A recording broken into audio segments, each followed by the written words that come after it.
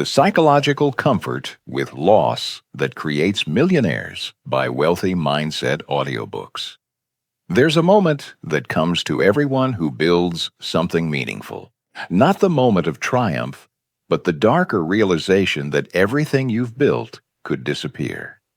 For most people, this moment is the end, but for millionaires, it's just the beginning of a different kind of understanding. There's a moment that comes to everyone who builds something meaningful with their time, their energy, their money. It arrives unexpectedly, often in the quiet hours when ambition meets reality. But it's not the moment of triumph you might imagine. It's not the celebration, the breakthrough, or the first taste of success. No, this moment is darker, quieter, and far more defining. It's the moment when you realize that everything you've built, everything you've fought for, could disappear. That the ground beneath your feet isn't as solid as you thought. That loss, real and irreversible loss, is not just a distant possibility, but an inevitable companion on the journey. For most people, this moment becomes the end. Not the end of their dreams, perhaps, but the end of their courage, the end of their willingness to keep going. The fear of loss is suffocating in a way that few other emotions are. It wraps itself around your chest and makes it hard to breathe. It whispers in your ear that you are one mistake away from ruin, one bad decision away from losing everything that matters. And under that pressure, most people freeze. They pull back. They retreat into the safety of what they already have, choosing certainty over possibility, comfort over growth. They convince themselves that staying small is wisdom, that protecting what little they've accumulated is the responsible choice. And in doing so, they seal their fate. Not because they lack intelligence or ambition or even opportunity, but because they cannot bear the weight of what might be lost. The emotional burden becomes too heavy, and they set it down, never to pick it up again. But there's a smaller group, quieter in some ways, less visible, who meet this same moment and respond differently. They feel the fear just as acutely. They see the potential for loss with the same clarity, the same stomach-dropping awareness that everything could fall apart. But something in them refuses to turn away. They've learned, through experience or necessity or sheer force of will, to sit with the discomfort, to let it wash over them without drowning in it, to hold loss as a possibility without letting it become a paralysis. And this makes all the difference. This isn't about being fearless. That's a myth we need to let go of right now. The wealthiest, most successful people you've ever heard of are not fearless. They feel fear constantly. What separates them is not the absence of fear, but the willingness to act in spite of it. It's about becoming comfortable with outcomes that most people spend their entire lives avoiding. It's about learning to operate effectively while uncomfortable, to make decisions while uncertain, to keep moving forward even when your hands are shaking and your heart is racing.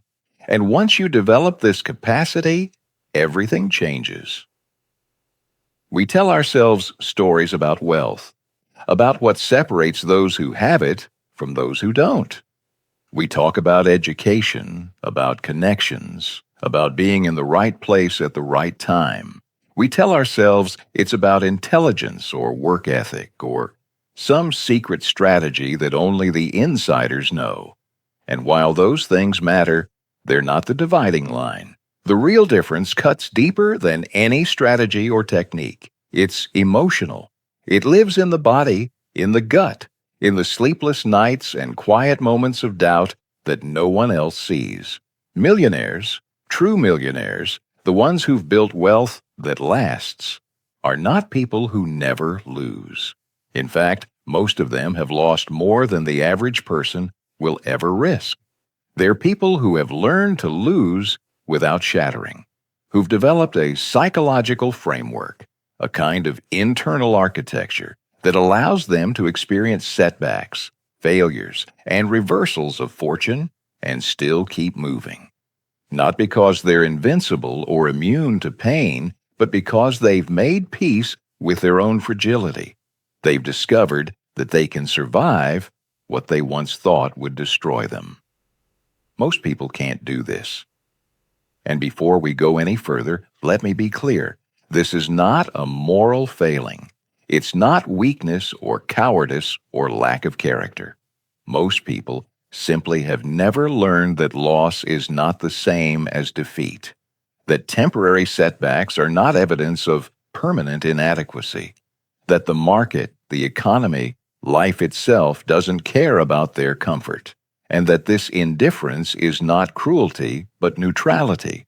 They've never been taught, or never allowed themselves to learn, that you can lose and still be worthy, that you can fail and still be capable, that you can watch everything fall apart and still have the strength to rebuild.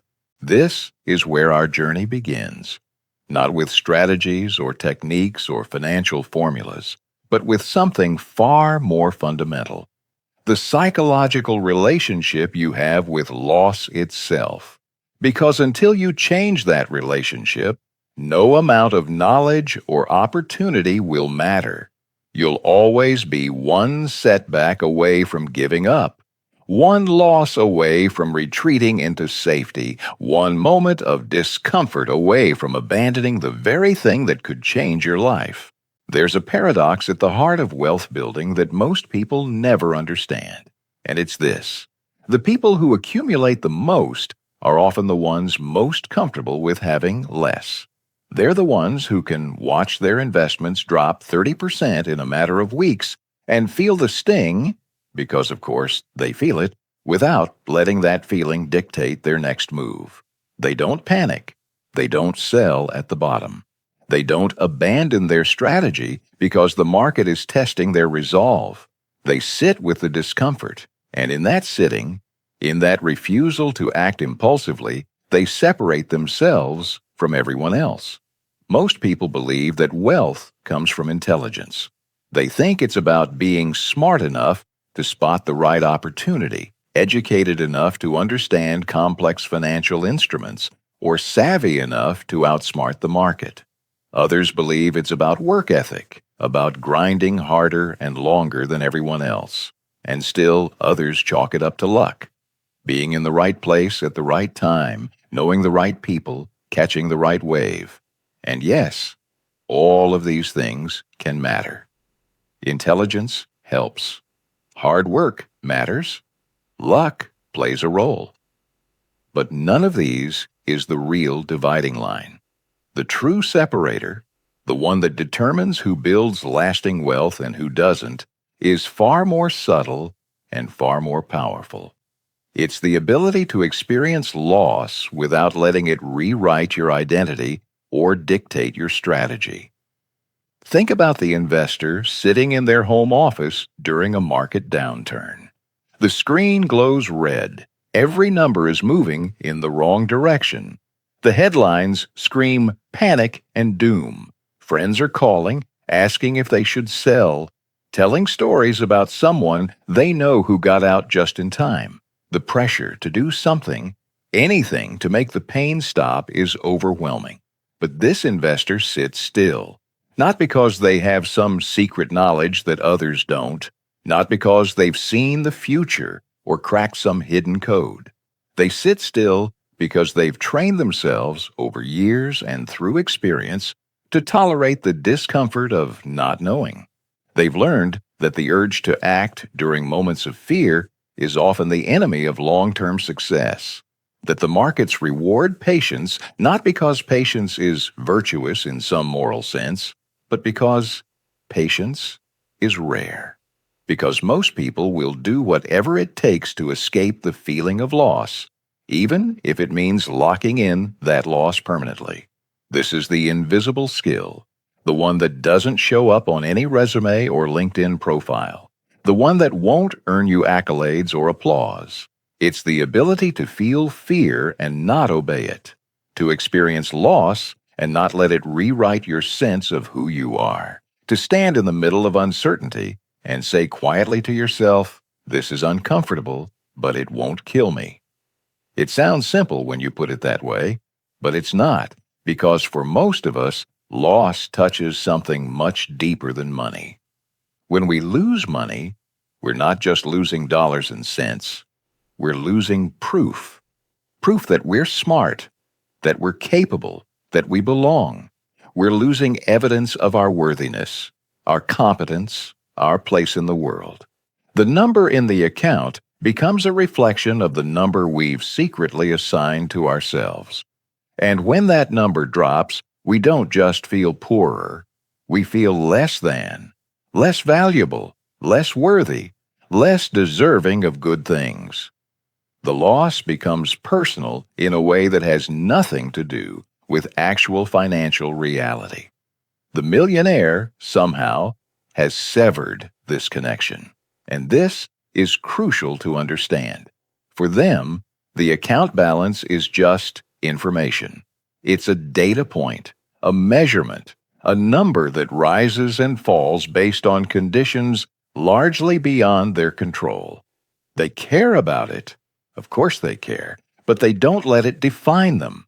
They built an identity that exists independent of their net worth, which paradoxically makes them far better at building net worth. Because when your self-worth isn't on the line, you can make clear-headed decisions. You can take calculated risks. You can hold positions that would terrify someone whose entire sense of self is wrapped up in the outcome. As Morgan Housel wisely observed, the ability to do what you want, when you want, with who you want, or as long as you want is priceless. It is the highest dividend money pays. But to reach that freedom, you must first free yourself from letting money determine your worth. This brings us to the first foundational truth, and it's one you need to internalize before anything else we discuss will matter. You cannot build wealth if your self-worth depends on it. Read that again. Let it sink in, because this is where most people get stuck without even realizing it. They pursue wealth desperately, thinking it will finally make them feel okay, finally prove they're enough. But that desperation makes them rigid. It makes them incapable of the flexibility and risk tolerance that wealth building requires. They cling too tightly. They can't afford to lose because losing would confirm their deepest fear about themselves. And in that clinging, in that desperate need to be right, to win, to prove their worth, they sabotage the very thing they're trying to create. The person who already knows they're worthy, regardless of their bank balance, can afford to be patient. They can afford to lose a battle because they know it doesn't determine the war. They can take risks that others won't, not because they're reckless, but because their identity isn't riding on the outcome. And that freedom, that psychological freedom, is the foundation upon which all lasting wealth is built. I once knew an entrepreneur who lost everything in her first year of business. Not metaphorically everything, actually everything. The savings she'd accumulated over a decade, the investment from her family, the credit she'd extended on multiple cards, believing the business would turn around before the bills came due. It all disappeared. The business failed, and she was left standing in the wreckage, facing a level of financial devastation that would send most people into permanent retreat. But years later, when I asked her about that experience, she said something that has stayed with me ever since. She said, "I thought losing would destroy me. I really believed that if I lost everything, I wouldn't survive it. But I'm still here, and now I know I can survive it." That simple realization became the foundation of everything that came after. Not just her next business, which succeeded, but her entire approach to risk, to opportunity, to life itself.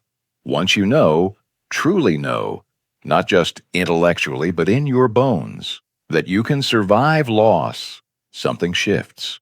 You stop being ruled by the fear of it.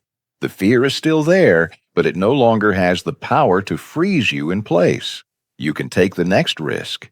You can make the next move. You can try again, launch again, invest again. Put yourself out there again. Not because you're certain you'll win this time, not because you've somehow eliminated the possibility of failure, but because you're certain you'll survive losing. And that certainty, that deep knowing that you're more resilient than you thought, changes everything about how you show up in the world. Most people never discover this. They go through their entire lives without ever testing their own resilience, without ever finding out what they're actually capable of enduring. They spend decades in a defensive crouch, protecting what little they have, guarding against any possibility of loss.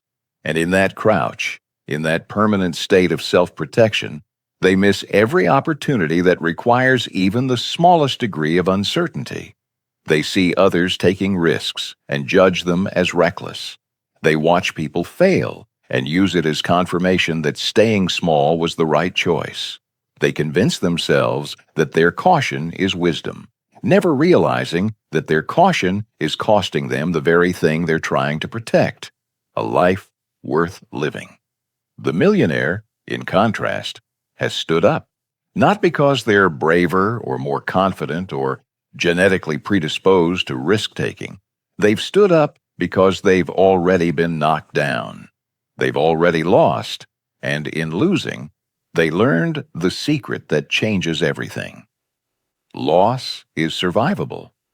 Once you've lost and discovered you're still standing, still breathing, still capable of rebuilding, the fear loses its grip. Not completely, it's still there, still uncomfortable, but it no longer controls you. Our culture doesn't help with this.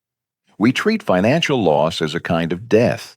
Listen to the language we use. We talk about being wiped out, about losing everything, as if zero is the grave, as if returning to where you started is somehow the end of existence.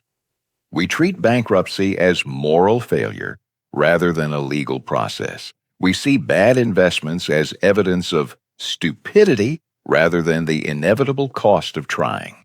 We've created a mythology around money that makes loss feel like annihilation, when in reality, it's almost always just an uncomfortable setback.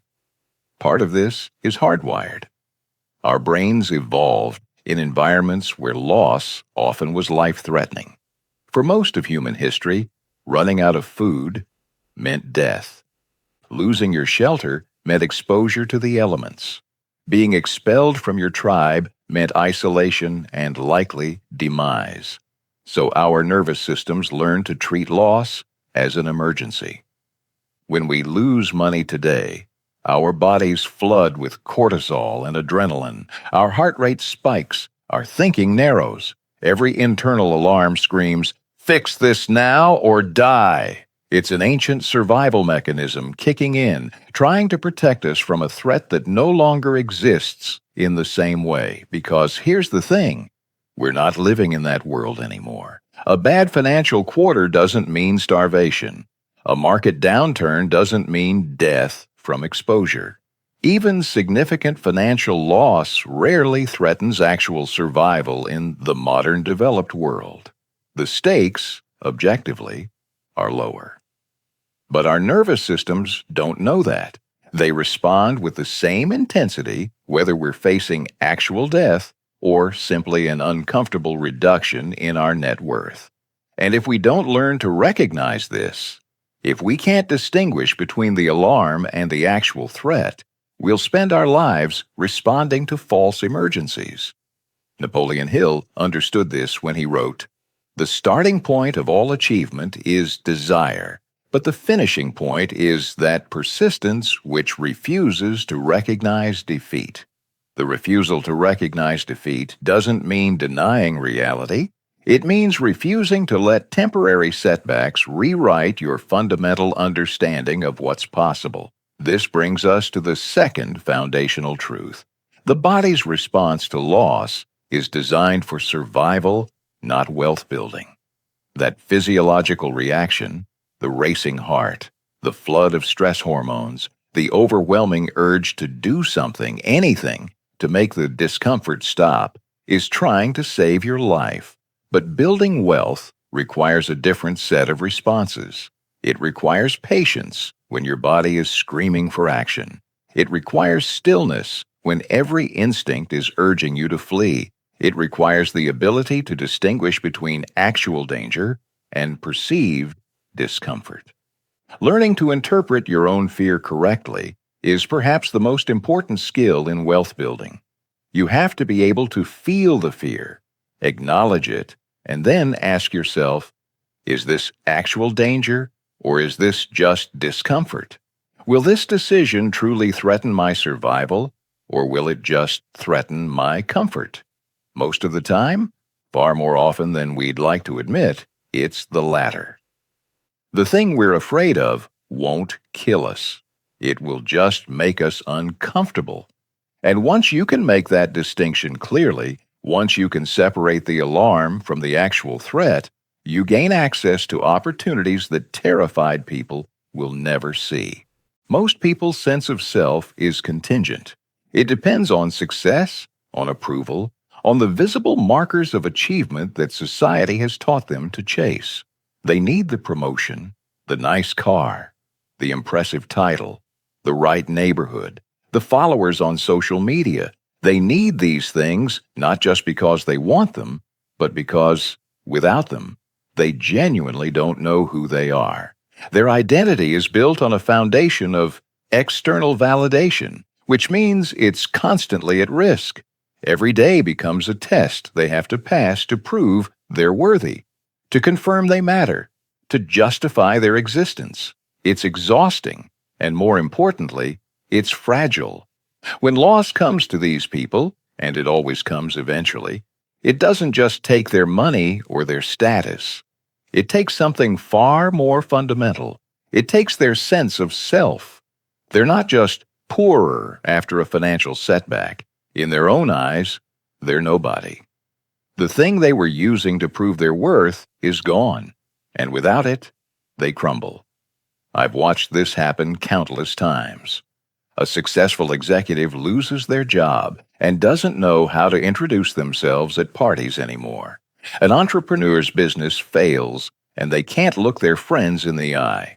An investor's portfolio crashes, and they avoid social gatherings because they're ashamed of what the loss says about them. The money was never just money. It was identity, proof of value, evidence of deserving to take up space in the world. The millionaire's identity is built differently, not because they're superior human beings or have access to some secret wisdom the rest of us don't, but because somewhere along the way, sometimes through intention, sometimes through circumstance, they rooted their sense of self in something more stable. Maybe it's their values. Maybe it's their relationships. Maybe it's a spiritual foundation or a philosophy they've adopted. Or maybe it's simply an unshakable knowing, developed through years of experience, that they are more than what they own or what they've achieved. This isn't arrogance. It's the opposite, actually. It's a kind of humility that says, my worth doesn't depend on my performance. This separation between identity and outcome is what allows them to lose without falling apart. The business can fail, and they're still themselves. They're still a person with values, with people who love them, with skills and experiences and the capacity to create again.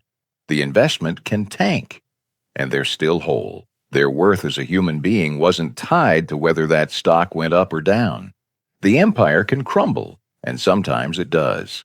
And somewhere beneath the rubble, they know with absolute certainty that they can build again.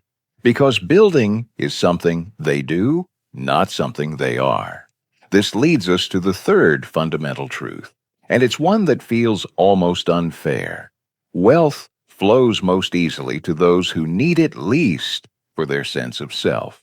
Think about that. The people most desperate for money, The ones who see it as the solution to all their problems, the key to finally feeling okay about themselves. These are the people least equipped to build it. Their desperation makes them rigid. It makes them grasp and cling and make fear-based decisions. They can't afford to lose, which means they can't afford to take the calculated risks that wealth building requires. They hold on too tight, sell too early, chase trends out of anxiety rather than strategy. Meanwhile, the person who knows they'll be fine either way can afford to be patient. They can hold through the downturn because their self-worth isn't riding on the outcome.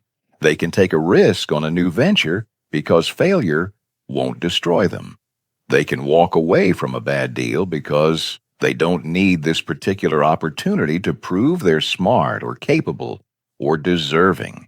And in that patience, in that calm, in that fundamental security of self, opportunities appear that the desperate person will never see. As Robert Kiyosaki observed, it's not how much money you make, but how much money you keep, how hard it works for you, and how many generations you keep it for. But to keep money, you must first stop needing it to validate your existence. This is the cruel irony of wealth building. The thing you desperately need becomes harder to obtain the more desperately you need it. It's like trying to fall asleep. The harder you try, the more elusive it becomes. Wealth requires a certain lightness of being, a willingness to hold things loosely, to pursue opportunities without strangling them with need. And you can't fake that lightness. You can't pretend not to care when your entire sense of worth is on the line. The market, the economy, other people, they can sense desperation the way animals sense fear, and they respond accordingly. I'm not saying you shouldn't want wealth. I'm not suggesting some false detachment where you pretend money doesn't matter. Money does matter. It provides security, freedom, options, the ability to help others, and pursue what matters to you. But there's a profound difference between wanting wealth and needing it to feel whole, between pursuing it as a tool and pursuing it as proof, between building it from a place of curiosity and possibility versus building it from a place of fear and inadequacy. The millionaire has somehow landed on the right side of that divide. And until you do the same, until you build an identity that can withstand loss, every financial strategy in the world won't matter. Because when the inevitable setback comes, when the market tests you, when loss knocks on your door, you'll retreat. You'll make the fear-based decision. You'll protect the fragile sense of self rather than the long-term strategy.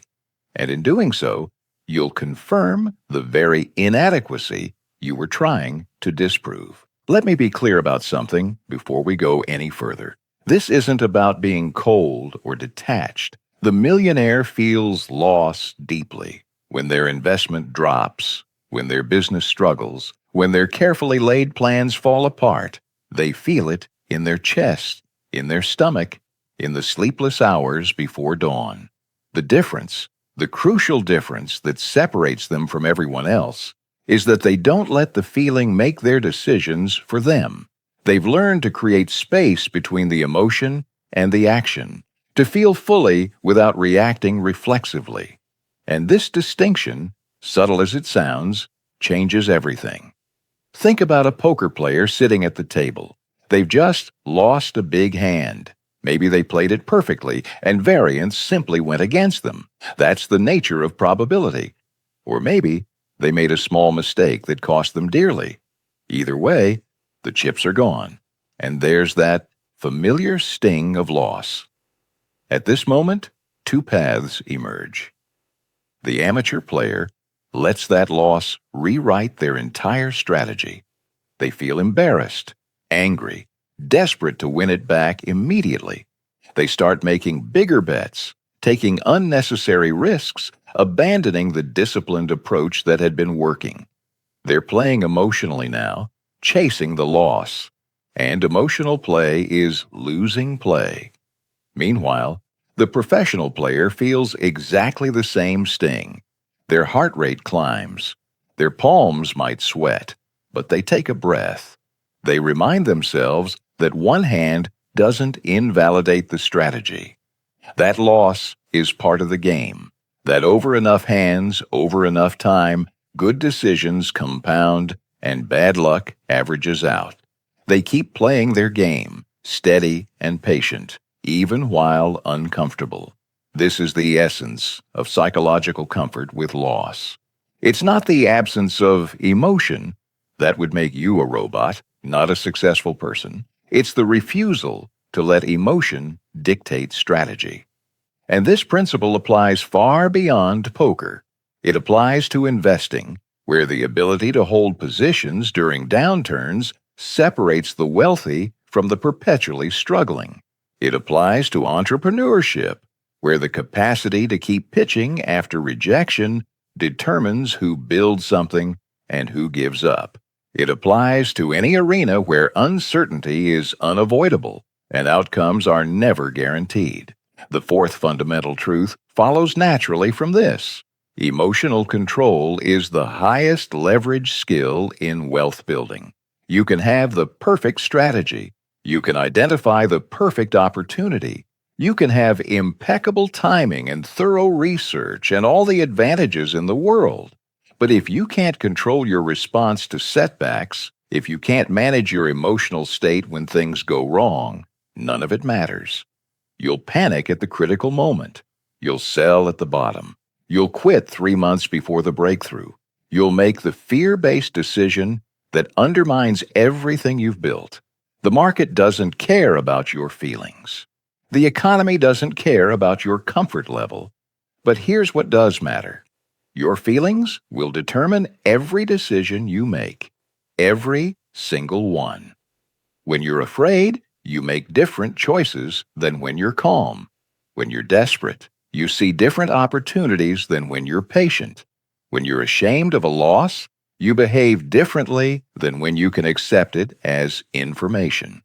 Your emotional state is the lens through which you perceive reality and make decisions, which means that learning to manage your emotions, not to eliminate them, but to feel them without being ruled by them, is not optional. It's foundational.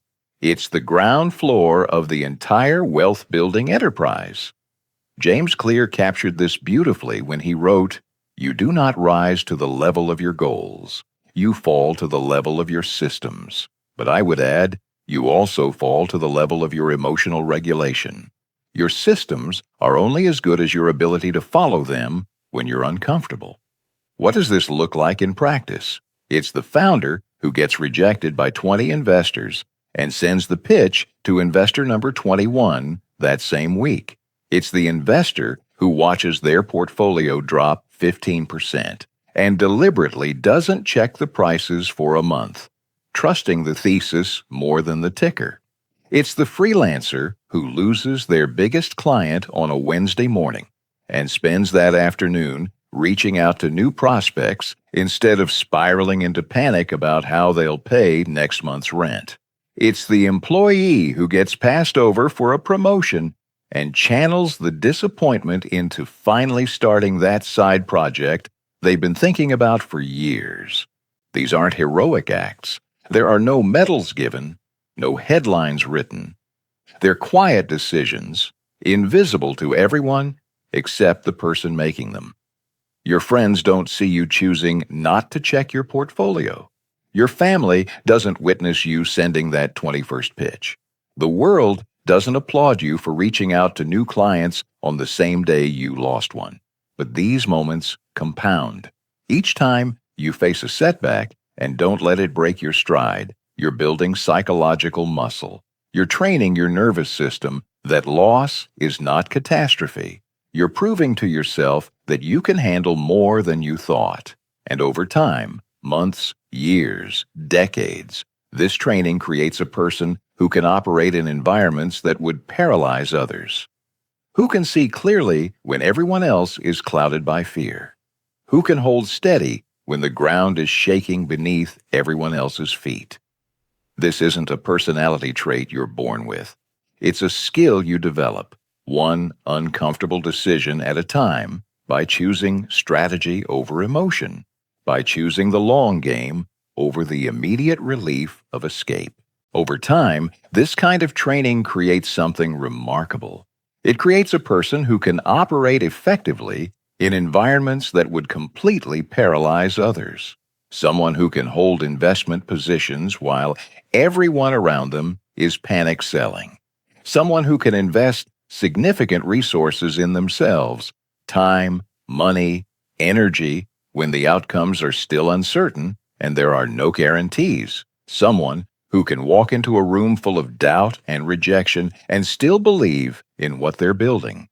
This isn't about being born different or having some special gene. It's about having done the repetitions, having faced enough small losses that the big ones don't break you anymore. This is how wealth is actually built, and it's so different from what most people imagine. We like to think it's about the one brilliant insight, the perfect moment of timing, the stroke of genius that changes everything overnight. And yes, those moments exist, but they're not what separates the wealthy from everyone else. What separates them is something far more mundane and far more powerful. The accumulated advantage of being able to stay in the game longer than everyone else, of not flinching when others flee, of still being there, still playing, still building, when everyone else has packed up and gone home. Warren Buffett put it simply, the stock market is a device for transferring money from the impatient to the patient. But patience isn't just waiting. It's the ability to endure discomfort without breaking. This brings us to the fifth fundamental truth. Longevity beats intensity in every wealth-building strategy. You don't need to be the smartest person in the room. You don't need the highest IQ or the best education or even the most creative ideas. You just need to be the person who's still there when everyone else has given up. The one who didn't let the first loss convince them to quit. The one who didn't interpret the third setback as a message from the universe to stop trying. The one who year after year kept showing up, kept learning, kept adjusting, kept moving forward even when progress felt impossible. And here's what's crucial to understand, that staying power, that endurance, is almost entirely psychological. It's not about physical stamina or financial resources, though those can help. It's about having built a relationship with loss that doesn't require you to avoid it at all costs. It's about having trained yourself to sit with the discomfort of uncertainty, to tolerate the anxiety of not knowing how things will turn out, to accept temporary setbacks as part of the process, rather than as evidence that you should quit. But this raises an important question. Why are some people able to develop this comfort while others can't? Why do some people experience loss and become stronger, while others experience the same loss and become permanently risk-averse? Part of it is exposure. People who develop healthy relationships with loss often had early experiences with survivable losses. Maybe they failed at something important as a teenager and learned they could recover. Maybe they grew up in a family that experienced financial hardship but made it through. Maybe they took small risks early in life that didn't work out but didn't destroy them either. These experiences function like an inoculation, training the system to recognize this is uncomfortable, but it's not fatal. But exposure alone isn't enough, and this is where it gets interesting. Plenty of people experience significant loss, and it doesn't make them more comfortable with risk. It makes them less. They harden into permanent defensiveness. They vow never to be hurt like that again, and spend the rest of their lives in a protective shell, avoiding anything that might lead to loss. And yes, they successfully avoid loss, but they also avoid opportunity, avoid growth, avoid the very experiences that could transform their lives. The shell that protects them also imprisons them. So what makes the difference? Why does loss strengthen some people and calcify others? The answer lies in interpretation, in the meaning they assign to the experience.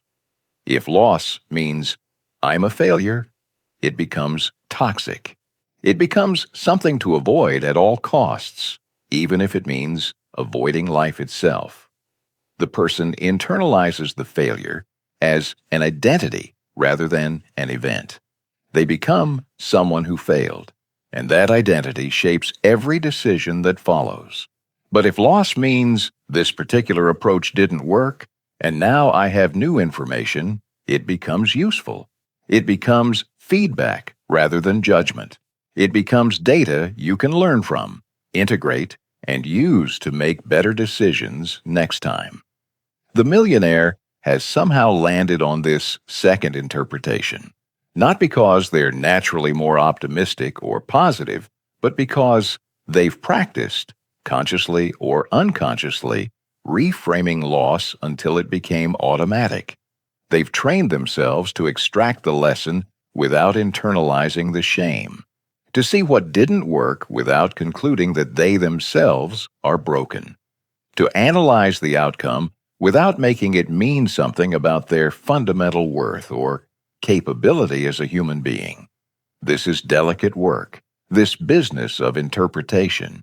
It's the difference between I failed and I tried something that didn't work, between I lost money and I'm a loser, between this was a setback and I'm incapable of success.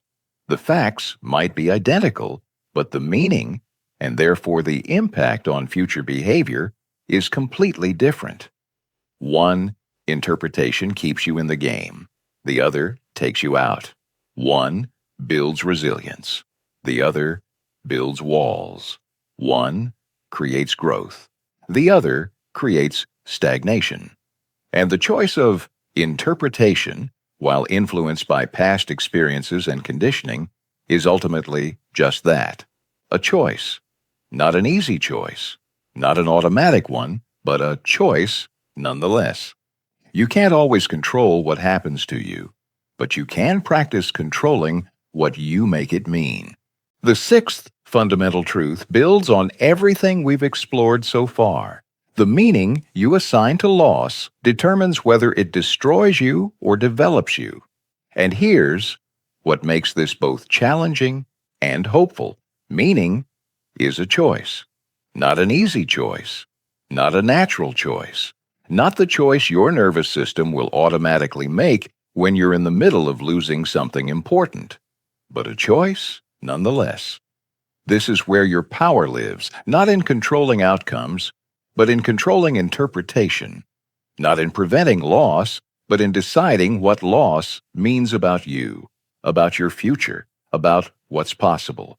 You can't control whether you lose. You can't control what the market does, what the economy does, what other people do. You can't eliminate uncertainty or guarantee outcomes or protect yourself from every possible setback.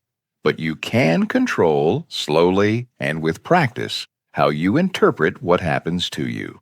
And this is where the real work happens, not in the spreadsheets, though those matter, not in the business plans, though those are important. The real work happens in the quiet moments after something goes wrong, in the space between the event and your response to it, in those critical seconds or minutes or hours when you're choosing, whether consciously or unconsciously, what this loss means. Will you choose to see the setback as feedback, as information about what doesn't work, data you can use to adjust your approach? Or will you see it as judgment, as evidence that you shouldn't have tried in the first place? Will you choose to see failure as tuition, as the price you pay for an education that can't be obtained any other way? Or will you see it as confirmation of your worst fears about yourself? Will you choose to see loss as part of the process, an inevitable feature of any worthwhile journey? Or Will you see it as evidence of inadequacy, as proof that you're not cut out for this? These choices happen faster than you might think, often before you're even aware you're making them. But they compound over time into fundamentally different lives. One interpretation keeps you moving. The other stops you cold. One builds capacity. The other builds walls. One creates the kind of person who can build wealth. The other creates the kind of person who stays stuck, wondering why opportunities never seem to come their way. Wherever you are, right now, in your relationship with loss, I want you to hear this. The comfort we've been discussing isn't something you either have or don't have. It's not a personality trait or a genetic gift or something reserved for people who are naturally brave or naturally optimistic. It's a skill. It's a muscle. And like any muscle, it gets stronger the more you use it. You don't have to start big. You don't have to risk everything you have to begin developing this capacity. You can practice losing in low-stakes environments. You can take small risks where the downside is manageable and pay attention to your body's responses. Notice how fear feels in your chest. Notice the stories your mind tells when something doesn't work out. Notice the urge to quit, to retreat, to never try again. And then practice choosing a different response. Seneca, the Stoic philosopher, understood this when he wrote, "We suffer more often in imagination than in reality. Most of what we fear about loss exists only in our minds, magnified by anxiety into catastrophe." Maybe you start by investing a small amount of money you can afford to lose and watching what happens when it fluctuates. Maybe you pitch one idea you care about to someone who might reject it. Maybe you try one thing that has uncertain outcomes and sit with the discomfort of not knowing how it will turn out. These small practices matter more than you might think. They're not just preparing you for bigger risks down the road. They're actively reshaping your nervous system's response to uncertainty.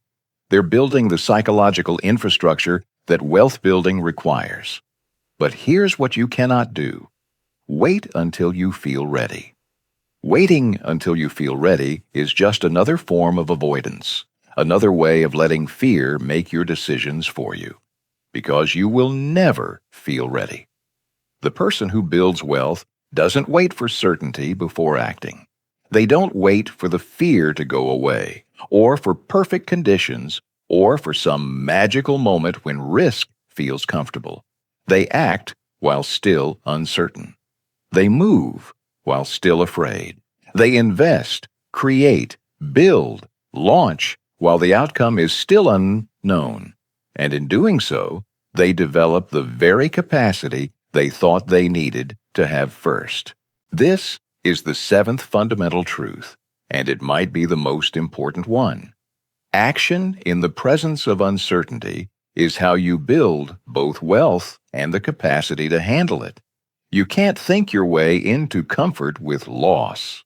You can't read enough books or listen to enough audiobooks or attend enough seminars to make yourself ready. You have to experience it. You have to take the risk, feel the fear, sit with the uncertainty, and discover that you survive it. And then do it again and again. Each time, building a little more tolerance, a little more capacity, a little more certainty that you can handle whatever comes. The millionaire didn't start out comfortable with loss. They became comfortable through experience, through surviving enough losses that the fear lost its power, through taking enough risks that uncertainty became familiar, through staying in the game long enough to learn that temporary setbacks don't have to mean permanent defeat, and that same path is available to you, starting with whatever small, uncertain step you've been avoiding because you're waiting to feel ready. Over time, something remarkable happens. Your tolerance expands. The size of the bet you can make without your hands shaking increases. The magnitude of the risk you can take without losing sleep grows. The level of uncertainty you can sit with comfortably deepens. And this isn't because you've become invincible or immune to fear.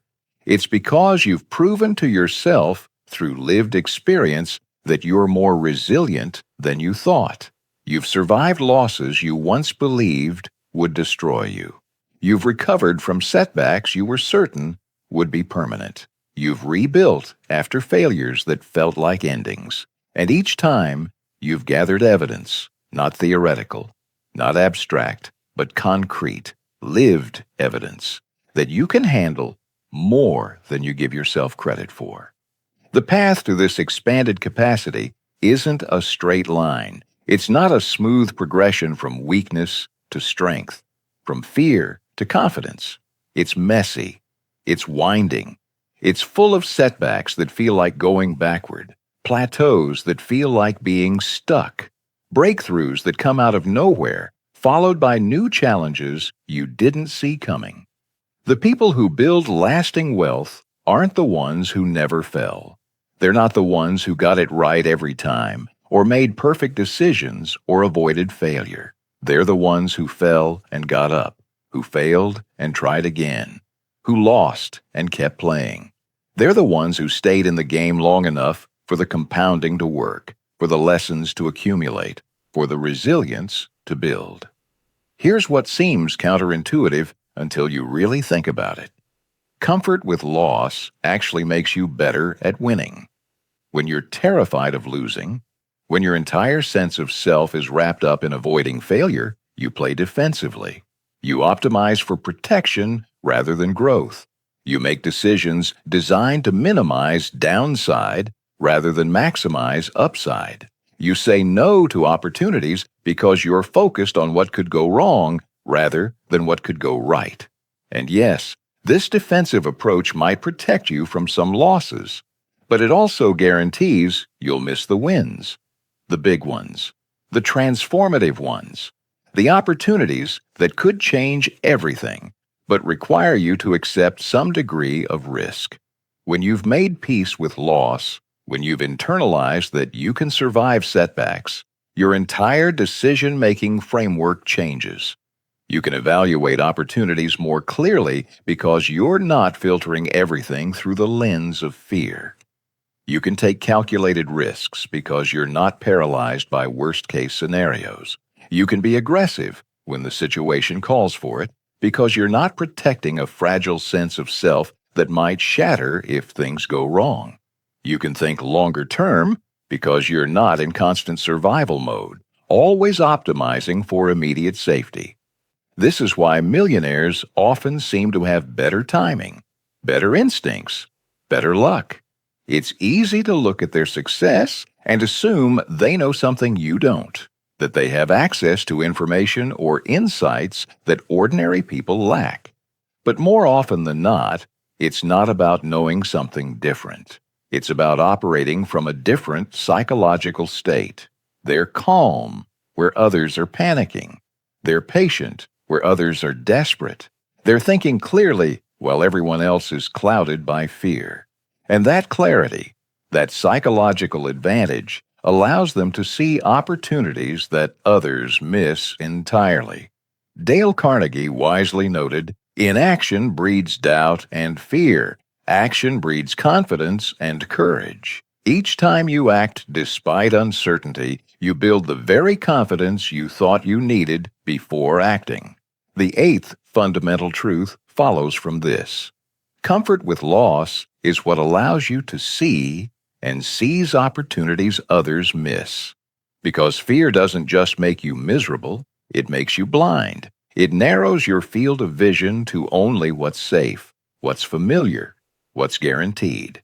When you're afraid of loss, your attention becomes consumed by threat detection. You're constantly scanning the environment for danger, for what could go wrong, for potential losses to avoid. And while you're doing this, while your entire cognitive capacity is devoted to not losing, you're missing the opportunities right in front of you. The investment that's undervalued because everyone else is scared. The business idea that could work because the market is in transition. The partnership that could transform your trajectory because both parties are willing to take a chance. The millionaire has expanded their field of vision by expanding their tolerance for discomfort. They can see further because they're not constantly scanning for threats. They can think longer term because they're not in perpetual emergency mode, always trying to avoid the next loss. They can spot opportunities in chaos because they're not paralyzed by the chaos. They can move toward possibility while others are moving toward safety. And over time, this difference in what they can see, and therefore what they can do, compounds into dramatically different outcomes. This isn't magic. It's not luck. It's not insider knowledge or special connections. It's psychology. It's the accumulated advantage of having built a different relationship with loss, which allows for a different relationship with opportunity, which allows for decisions that others can't make, risks that others can't take, patience that others can't maintain. And all of it starts with the willingness to lose without breaking, to experience discomfort without fleeing, to stand in uncertainty without demanding immediate resolution. The capacity you're building isn't just about enduring loss. It's about expanding what you can see, what you can imagine, what you can pursue. It's about operating in a realm of possibility that fear-driven people can't access. And that realm, that expanded field of vision, is where wealth is actually built. We arrive now at an uncomfortable recognition, one that challenges everything we've been taught about success and money. Building wealth is as much about psychological development as it is about financial strategy. Maybe more. The spreadsheets matter. The business plans matter. The investment theses and the market analysis and the financial literacy, all of it matters. But it matters less, significantly less, than your ability to execute under pressure, than your capacity to make sound decisions when your heart is racing and your palms are sweating and every instinct is screaming at you to retreat to safety. This is the truth that no one wants to hear because it means the work is harder and deeper than we hoped. This isn't what we're taught. We're taught that wealth is a puzzle to be solved, a code to be cracked. We're told to read the right books, follow the right strategies, learn from the right mentors, and the money will follow. And while there's value in all of that, here's the reality that no finance book wants to admit. Every significant wealth-building move happens in a state of discomfort. Every single one. And that discomfort, far from being something to eliminate or avoid, is actually the signal that you're doing something that might actually matter. That you've left the small, safe territory you've been living in and ventured into something bigger. Buying. When everyone else is selling, feels wrong. Not just slightly uncomfortable, it feels wrong in your bones, like you're making a terrible mistake, like you're being reckless with money you should be protecting. Holding your position when prices are dropping feels irresponsible, like you're ignoring obvious warning signs, like you're being stubborn rather than wise. Investing significant resources in yourself, in your education, your business, your skills, feels reckless, especially when you could keep that money safe in an account somewhere, earning modest but certain returns. These feelings aren't mistakes. They're not signs that you're doing something wrong. They're signs that you've left the realm of the safe and entered the realm of the possible. And here's what you need to understand. The only way through discomfort is through it, not around it. Not by waiting for it to disappear or diminish. Not by finding some hack or shortcut that lets you avoid the feeling. Through it, with your eyes open and your hands as steady as you can keep them and your heart pounding in your chest. Through it with full awareness of what you're feeling and why, but without letting those feelings make the decision for you. This is the work. Not the analysis, though that's important. Not the strategy, though that matters. The work is learning to move through discomfort without letting it stop you.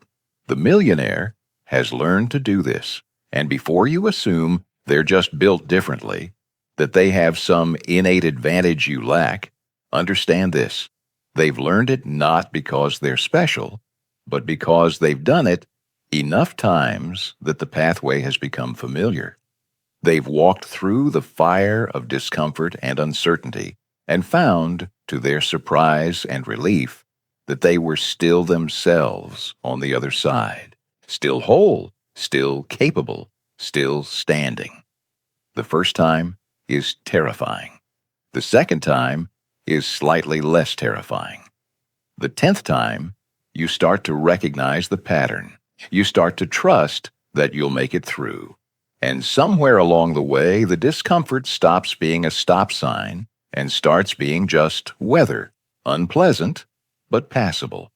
That knowledge, that bone-deep certainty that you can survive your fears, is the most valuable asset you'll ever build.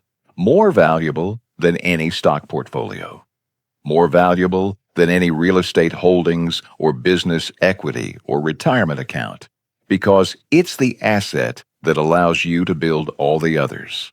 Without it, you'll never take the risks necessary to grow. You'll never hold the positions long enough for compounding to work its magic.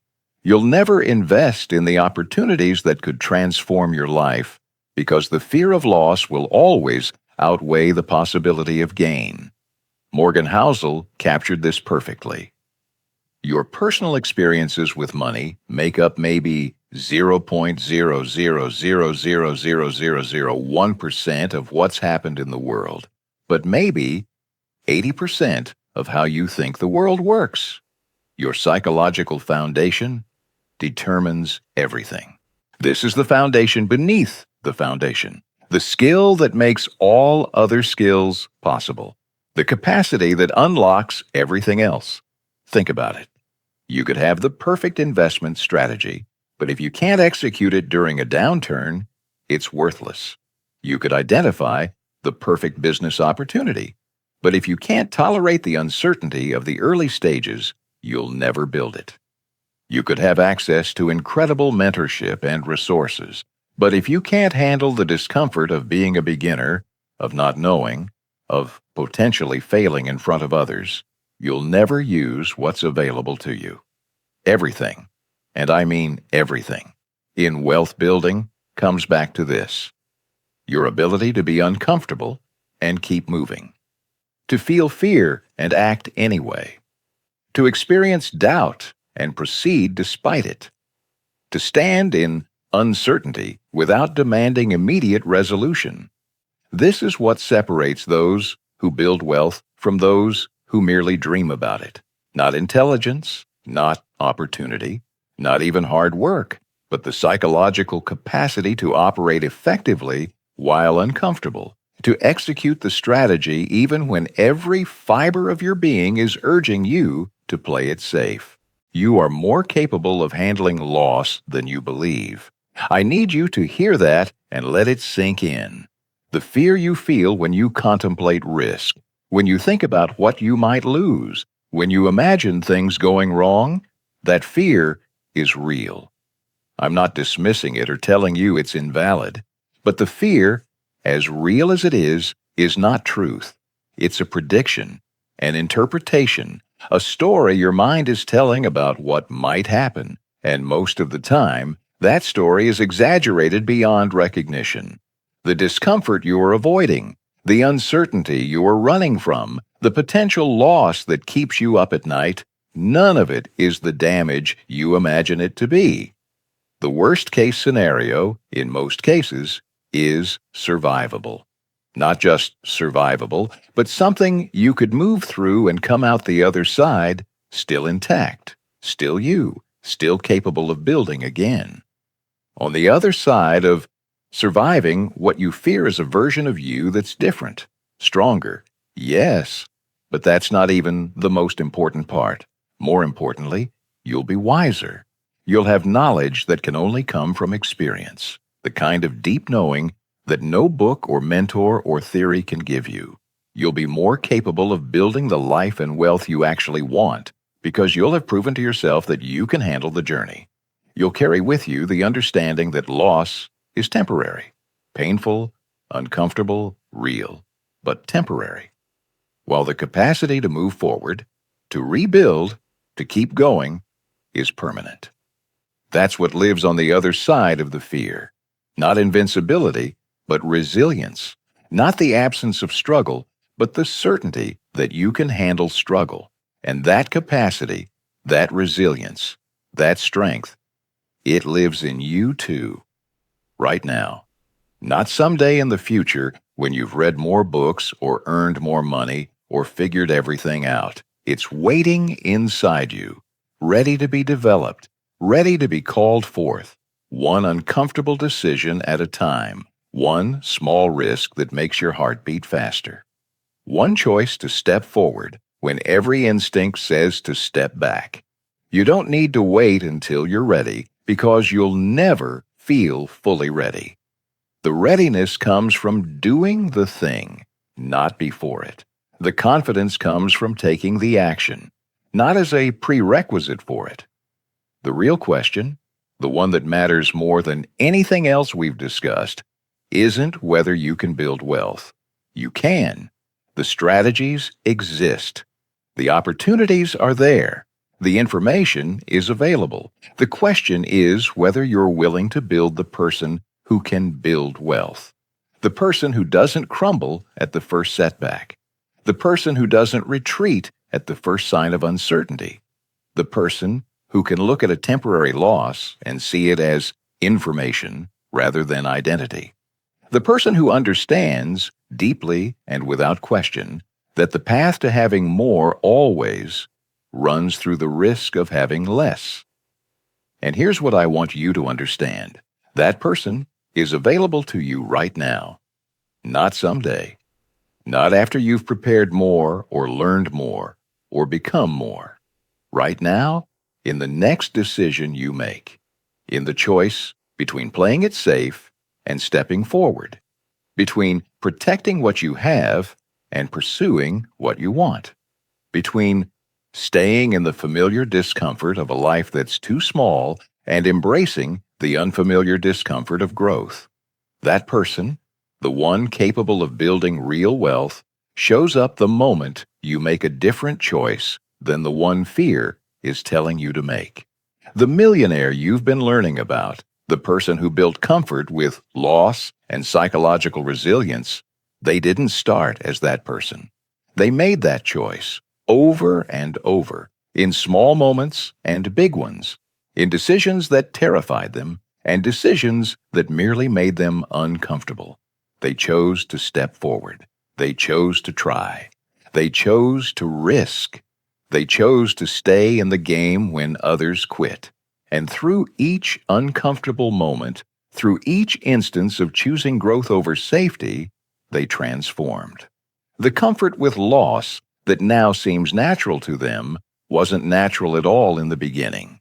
It was built piece by piece, decision by decision, until it became who they were, rather than something they had to force themselves to do. James Clear reminds us, every action you take is a vote for the type of person you wish to become. Each time you choose courage over comfort, you're voting for the person who can build wealth. And now, in this moment of reflection, as you listen to these words, you stand at the same crossroads they once faced. The same choice is in front of you. The same opportunity to begin. Not to have it all figured out, but to begin. Not to eliminate all risk and uncertainty, but to begin anyway. Not to wait until the fear goes away, but to begin while afraid. You can continue as you have been, playing it safe, protecting what you have, avoiding the discomfort that comes with growth. That's a valid choice, and no one can make a different one for you. Or you can decide that today, right now, in this moment, something shifts. that you're willing to develop the capacity you've been learning about, that you're willing to practice being uncomfortable, that you're willing to build a different relationship with loss, with risk, with uncertainty. The difference between where you are and where you want to be isn't found in some external resource you're missing. It's found in the internal choice you make about who you're willing to become. And that choice, that opportunity, is available to you right now, waiting in the next brave decision you make about your money, your career, your investments, your life. The millionaire made that choice. Will you? The millionaires we've been discussing throughout this journey aren't comfortable with outcomes most people fear because they're fundamentally different human beings. They're not wired differently. They don't possess some rare genetic advantage or supernatural resilience that you lack.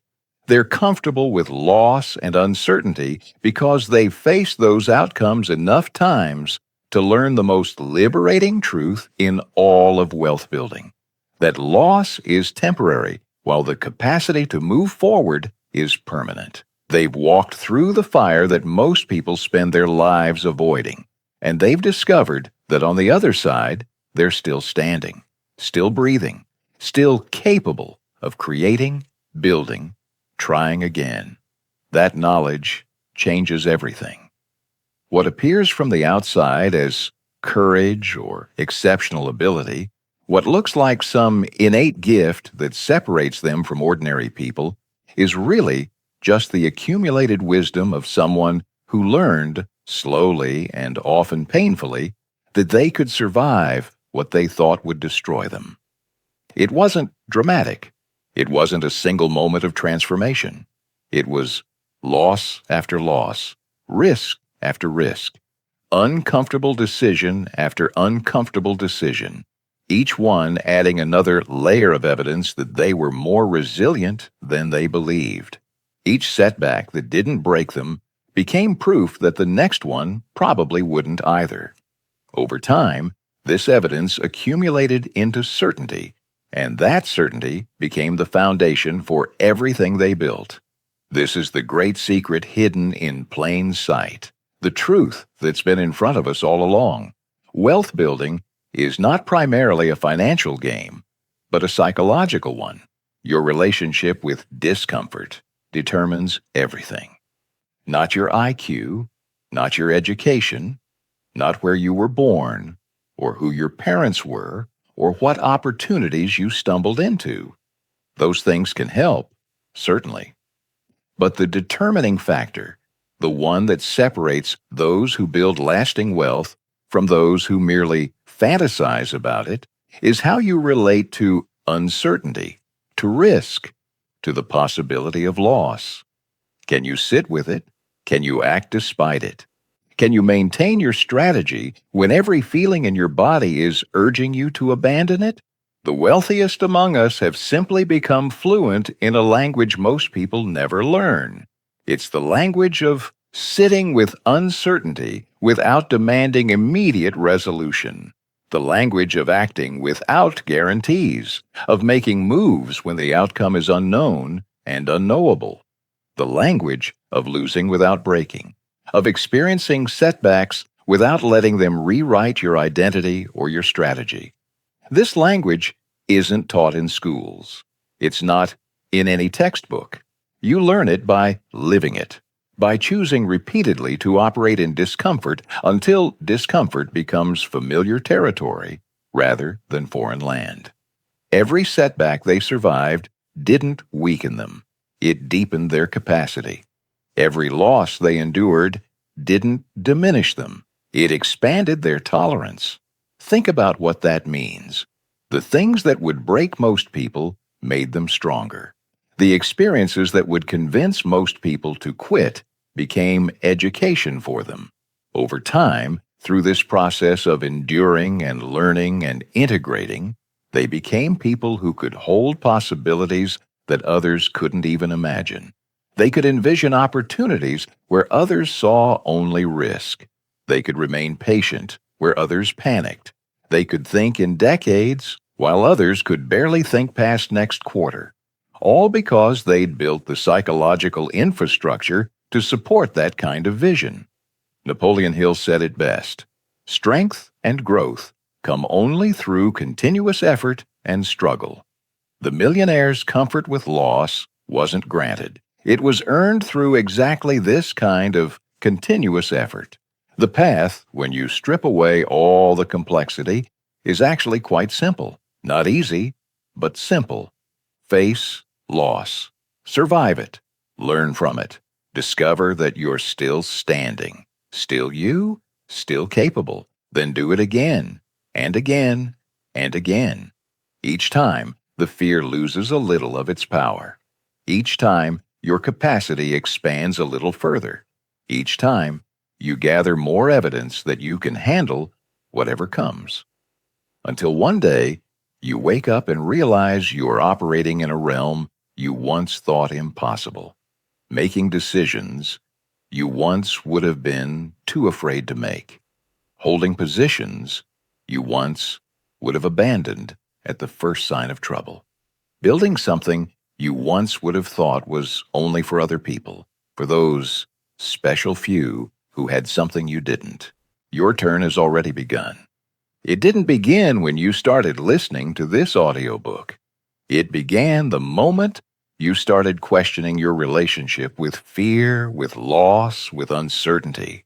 The moment you started wondering if maybe, just maybe, the protective walls you've built around your life are keeping you safe but also keeping you small.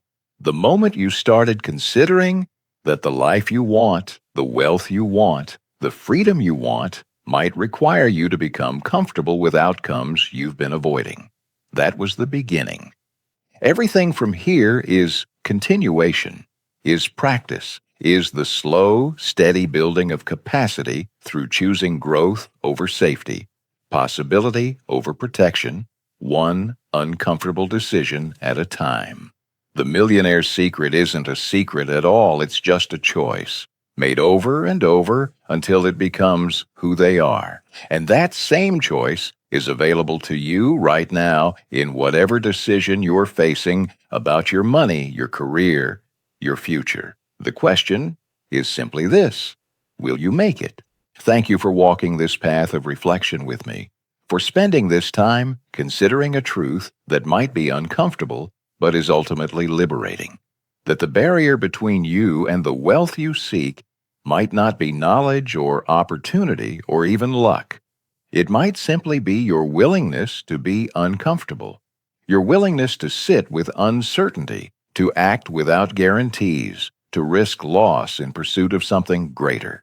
That's a challenging realization, I know, but it's also an empowering one because it means the power to change your trajectory has been with you all along. Remember this above all else: the millionaire's comfort with loss wasn't a gift they were born with. It wasn't handed to them by circumstance or genetics or fate. It was a skill, built slowly and sometimes painfully through experience, through facing setbacks and surviving them, through losing and learning that loss wasn't fatal, through choosing courage over comfort often enough that courage became comfortable. And that same skill, that same capacity is available to you.